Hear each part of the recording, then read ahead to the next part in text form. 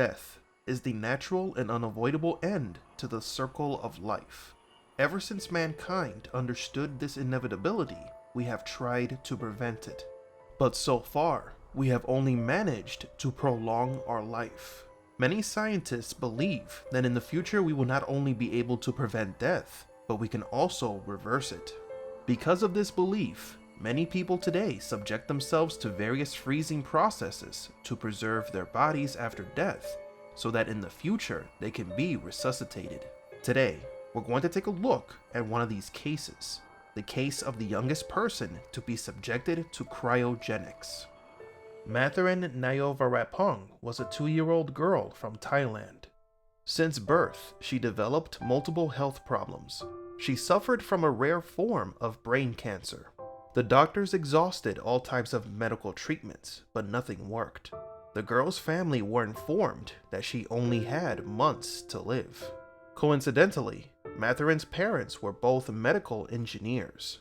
From the very moment they were informed of the little girl's prognosis, the father thought of a solution, that maybe in the future, this type of cancer can be cured.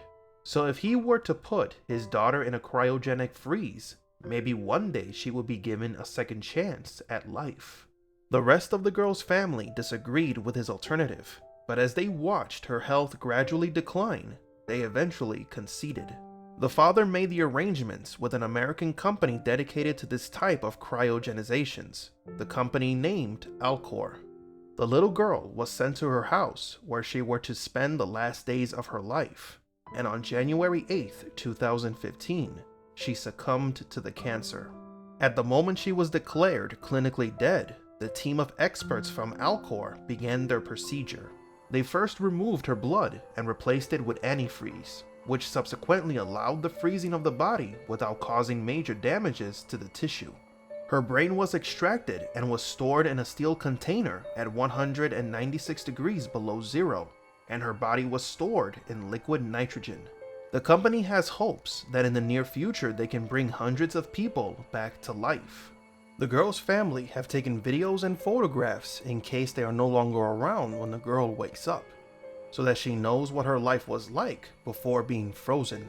There are other companies that offer these services for which you can buy in case you suffer from a terminal illness. It is believed that there are hundreds of people who are cryogenically frozen, waiting for the moment in which technology can overcome death. However, many people think that these companies are just taking advantage of the families and/or patients' suffering, tricking them and using their bodies for experiments with false promises that will never be fulfilled, and that the damages the body suffers from cryo are irreversible.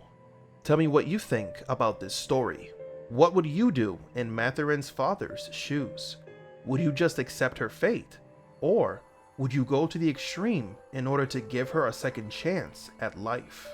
Thank you all for watching, and don't forget to like and subscribe. And remember, assume nothing and question everything.